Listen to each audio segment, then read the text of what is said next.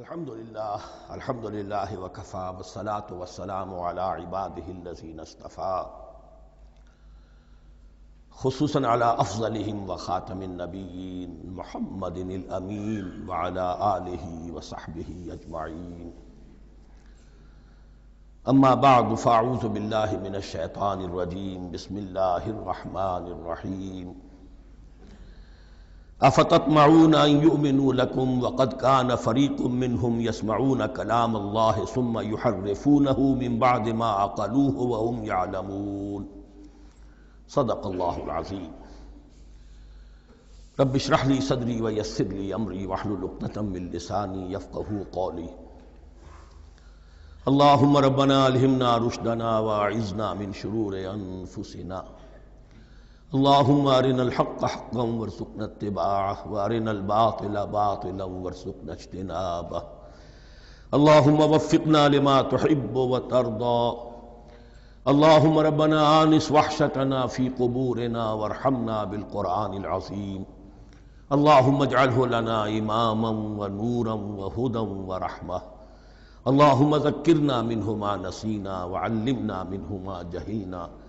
وارزقنا تلاوته آناء الليل وآناء النهار واجعله لنا حجة يا رب العالمین آمین۔ اب تک ہم نے سورہ بقرہ کے 8 رکوع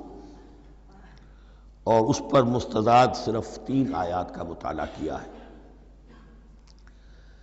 آج میں چاہتا ہوں کہ ہماری رفتار قدرے تیز ہو۔ تو یہ جو سلسلہ مضمون چل رہا ہے خطاب بے امت سابقہ امت مسلمہ بنی اسرائیل، ان کے ساتھ خطاب کا سلسلہ سورہ بقرہ میں 5ویں رکوع سے شروع ہوا اور 15ویں رکوع کے آغاز تک چلے گا۔ یہ 10 رکوع ہیں۔ عرض کر چکا ہوں بار بار، اور اس کو میں چاہتا ہوں آپ اچھی طرح ذہن نشین کر لیں کہ اس میں سے پہلا رکوع جو ہے وہ دعوت کا ہے، وہ بہت فیصلہ کن ہے۔ یہی وجہ ہے کہ دیکھیے اس رکوع کا آغاز ہوا یا بنی اسرائیل اذکروا نعمتی التی انعمت علیکم واوفوا بعہدی اوف بعہدکم وایای فارہبون،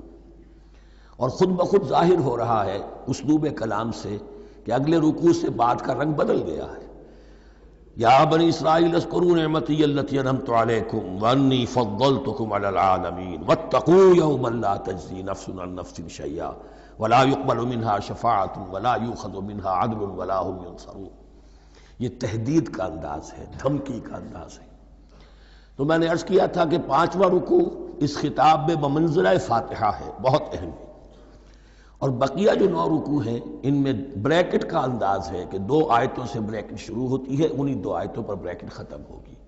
یہ ملامت کا خطاب ہے، اور ان کے خلاف ایک مفصل فرد قرارداد جرم جو ہے وائد کی گئی ہے، جس کے نتیجے میں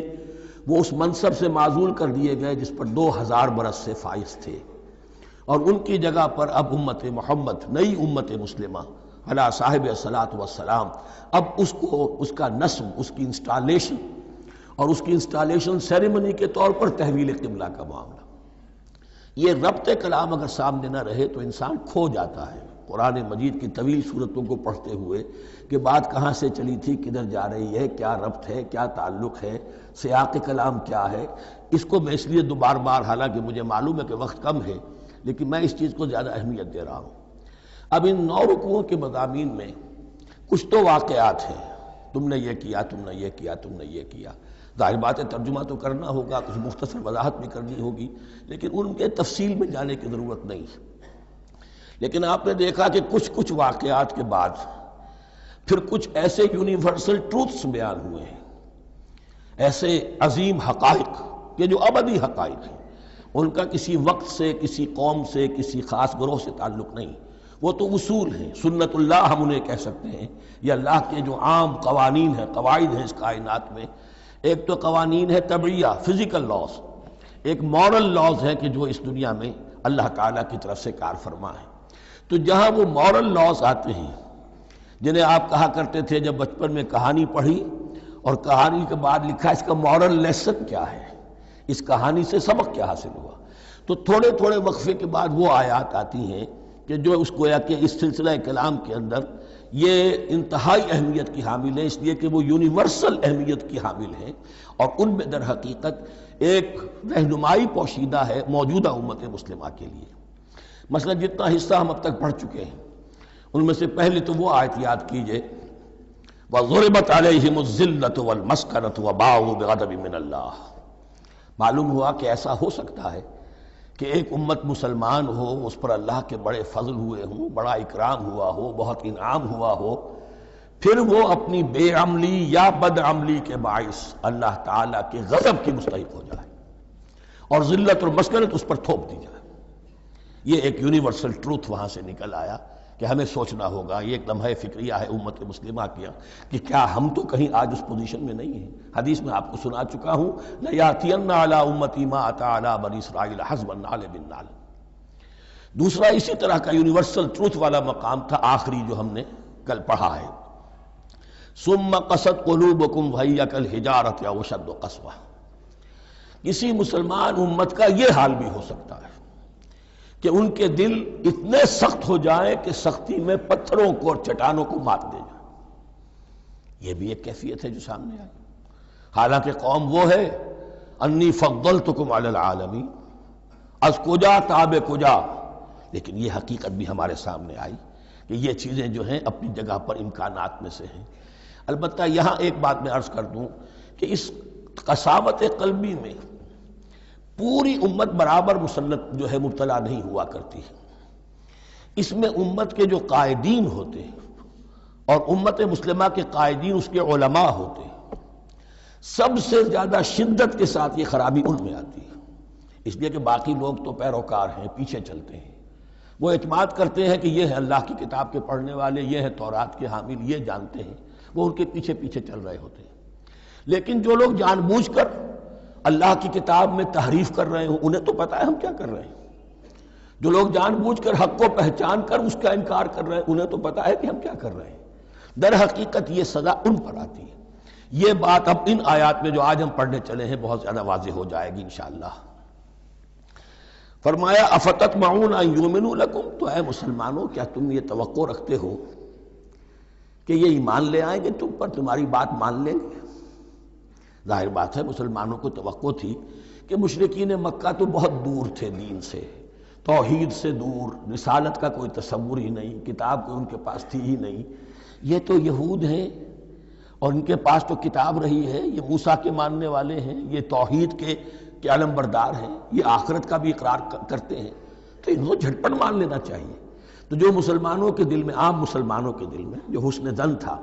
اب در حقیقت یہ اس کو ایڈریس کیا جا رہا ہے افتطمعون ان یؤمنوا لکم، تمہیں بڑی طمع ہے، کوشش ہے، تمہاری خواہش ہے، آرزو ہے، تمنا ہے، توقع ہے کہ یہ بات مان لے گے تمہاری۔ وَقَدْ كَانَ فَرِيقٌ مِّنْهُمْ يَسْمَعُونَ كَلَامَ اللَّهِ ثُمَّ يُحَرِّفُونَهُ مِن بَعْدِ مَا عَقَلُوهُ وَهُمْ يَعْلَمُونَ، جبکہ حال یہ ہے کہ ان میں سے ایک جماعت، ایک گروہ وہ بھی ہے کہ جو اللہ کے کلام کو سن کر پھر اس میں تحریف کرتا رہا ہے، اس کے بعد کہ اس کو سمجھ لیتا تھا اور اچھے جان بوجھ کر تحریف کرتا تھا۔ اب ظاہر بات وہ گروہ کون ہوں گے؟ علماء ہی تو ہیں نا۔ عام آدمی تو تحریف نہیں کر سکتا تھا، تحریف کرنے والے تو علماء تھے۔ افتؤمنون ان یؤمنوا لکم وقد کان فریق منهم یسمعون کلام اللہ ثم یحرفونہ من بعد ما عقلوہ وهم یعلمون واذا لقوا الذین آمنوا قالوا آمنا۔ اب دیکھیے ایک بات بڑی عجیب سامنے آئے گی کہ جس طرح منافقین مسلمانوں میں تھے ایسے ہی منافقین یہود میں بھی تھے۔ یہود میں سے کچھ لوگ ایسے تھے کہ جب منکشف ہو گیا اور کچھ ان کی صالح فطرت بھی تھی، اب وہ آنا چاہتے تھے اسلام کی طرف، لیکن اپنے خاندان کو، گھر والوں کو، اپنے کاروبار کو، اپنے قبیلے کو چھوڑنا بھی ممکن نہیں تھا، اور قبیلوں کی سرداری جو ہے وہ ان کے علماء یہود کے پاس ہے۔ تو دل ان کے کچھ صاف ساتھ آ چکے تھے اہل ایمان کے، اور جب وہ اہل ایمان سے ملتے تھے تو کبھی کبھی باتیں بھی بتاتے، ہاں یہ بات جو محمد کہہ رہے ہیں یہ تورات میں لکھی ہوئی تھی، واقعی یہ بات یوں ہی تھی۔ اب اس کے بعد جب وہ جاتے تھے اپنے شیاطین کے پاس، وہی شیاطین ان کے علماء، ان کے بڑے سرکردہ لوگ، تو وہ جا کر انہیں ڈانٹ ٹپٹ کرتے تھے، بے وقوفو یہ کیا کر رہے ہیں تم، یہ بات بتا رہے انہیں تاکہ اللہ کے ہاں جا کر وہ تم پر حجت قائم کریں کہ انہیں پتا تھا اور پھر بھی انہوں نے نہیں مانا۔ اب یہ ان کا آپس کا مکالمہ ہو رہا ہے۔ وَإِذَا لَقُوا الَّذِينَ آمَنُوا قَالُوا آمَنَّا،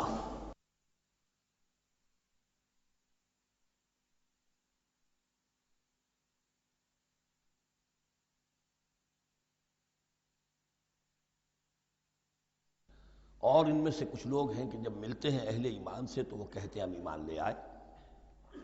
وَإِذَا خَلَا بَعْضُهُمْ إِلَى بَعْضٍ، اور جب وہ خلوت میں ہوتے ہیں ایک دوسرے کے ساتھ، قالوا، وہ کہتے ہیں اتحدثونہم، کیا تم بتا رہے ہو ان کو، بما فتح اللہ علیکم، وہ باتیں جو اللہ نے کھولی ہیں تم پر، لیحاجوکم بہ عند ربکم، کہ وہ تم پر حجت قائم کریں تمہارے رب کے پاس، کہ اللہ اس نے مانا تھا کہ ہاں تورات میں یہ ہے، تو تم ذرا عقل سے کام لو، اور یہ حقیقتیں جو تورات کے ذریعے سے ہمیں معلوم ہے ان مسلمانوں کو مت بتاؤ۔ اس پر اللہ کا تبصرہ کیا ہے؟ افلا تعقلون، یہ تو ابھی انہی کا قول ختم ہوا کہ کیا تم عقل نہیں ہے کہ تم ایسا بے وقوفی کا کام کر رہے ہو؟ اولا یعلمون، یہ تبصرہ اللہ کا ہے، تو کیا یہ لوگ نہیں جانتے ان اللہ یعلم ما یسرون وما یعلنون، کہ اللہ تو جانتا ہے وہ سب کچھ بھی جو وہ چھپاتے ہیں اور وہ سب کچھ بھی جسے وہ ظاہر کرتے ہیں۔ تو چاہے یہ باتیں مسلمانوں کو بتاؤ نہ بتاؤ، اللہ کی طرف سے تو محاسبہ ہو ہی جانا ہے، لہذا یہ بھی ان کی ناسمجھی کی دلیل ہے۔ اب آ رہی ہے وہ اصل اہم بات جو میں نے آج ابتدا میں بیان کر دی تھی، وَمِنْهُمْ أُمِّيُّونَ، ان میں سے بھی ایک طبقہ تو ہے ان پڑھ لوگوں کا۔ اب دیکھیے امی اصل میں تو ایک طرح سے کہنا چاہیے کہ مشرکین عرب کے لیے لفظ ہے قرآن مجید میں، کیوں؟ ان کے اندر پڑھنے لکھنے کا رواج بھی نہیں تھا، کوئی آسمانی کتاب بھی ان کے پاس نہیں تھی۔ لیکن اب یہود کے بارے میں کہا جا رہا ہے، جیسے آج مسلمان ہیں کہ اکثر و بیشتر مسلمان تو جاہل ہیں، چاہے پی ایچ ڈی کیا ہوا ہو، پی ایچ ڈی تو فزکس میں کیا ہوا ہے، قرآن کی الف بیتیں نہیں آتی، دین کے جو ہیں مبادی تک سے ناواقف ہیں،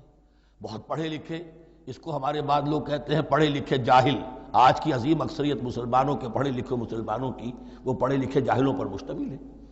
اس میں شامل کر لیجئے ہماری اکثریت جو ہے ہی بغیر پڑھی لکھی۔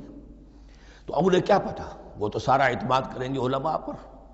کوئی بریلوی ہیں بریلوی علماء پر اعتماد کریں گے، کوئی دیوبندی ہیں وہ دیوبندی علماء پر اعتماد کریں گے، کوئی اہل حدیث ہیں وہ اہل حدیث علماء پر اعتماد کریں گے۔ منہم امیون، اب امیون کا سہارا کیا ہوتا ہے؟ منہم امیون لا یعلمون الکتاب الا امانیہ، وہ کتاب سے تو واقف نہیں ہوتے، اپنی کچھ خواہشات ہیں کہ جن کو جانتے ہیں۔ یہ خواہشات بعد میں کھل جائے گا، یہ خواہشات کیا ہیں؟ ہم تو اسرائیلی ہیں، ہم تو اللہ کے محبوب ہیں، ہم تو امت محمد میں ہیں، ہماری تو شفاعت ہو ہی جائے گی، یہ امانی ہے۔ تلک امانیہم، اور ہمیں تو جہنم میں داخل کیا بھی تو تھوڑے سے عرصے کے لیے، ہمیں نکال لیا جائے گا، یہ امانی ہے۔ تو ان کے پاس تو یہ تو ان امانی، امنیہ کہتے ہیں خواہش، امانی اس کی جمع ہے، یہ اپنی خواہشات، انگریزی کا لفظ صحیح تعبیر کرے گا وشفل تھنکنگ،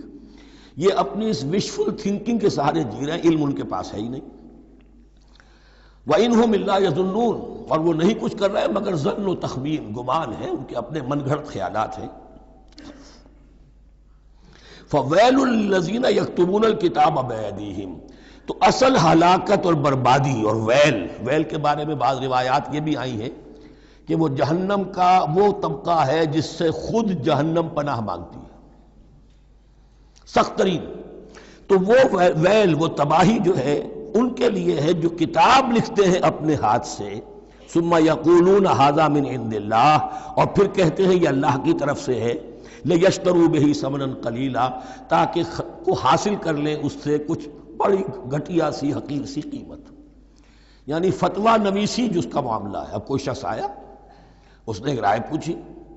انہوں نے اپنا جو بھی ہے وہ لکھا اور کہا یہی دین کا تقاضا ہے، بس یہی علم ہے، یہی اللہ کی بات ہے۔ اب اس میں کتنا کچھ واقعتاً انہوں نے صحیح بات کہی ہے، کتنی ہٹ درمی سے کام لیا ہے، کتنی کسی رشوت کے مبنی کو رائے دی ہے، خود بدلتے نہیں قرآن کو بدل دیتے ہیں، وہ کس درجہ فقیہان حرم بے توفیق۔ تو یہ ان کے علماء کا کردار تھا۔ ثم یقولون ھذا من عند اللہ لیشتروا بہ ثمنا قلیلا فویل لہم مما کتبت ایدیہم، تو ہلاکت اور بربادی ہے ان کے لیے اس چیز سے کہ جو ان کے ہاتھوں نے لکھی۔ وَوَيْلٌ لَّهُم مِّمَّا يَكْسِبُونَ، اور ان کے لیے ہلاکت اور بربادی ہے اس کمائی سے جو وہ کر رہے ہیں۔ یہ سارا دھندا جو ہے فتویٰ فروشی کا اور دین فروشی کا، اس کے لیے تباہی وہ اپنے لیے مول لے رہے ہیں، اس سے کوئی ان کو اللہ تعالیٰ کے ہاں کوئی اجر و ثواب نہیں ملے گا۔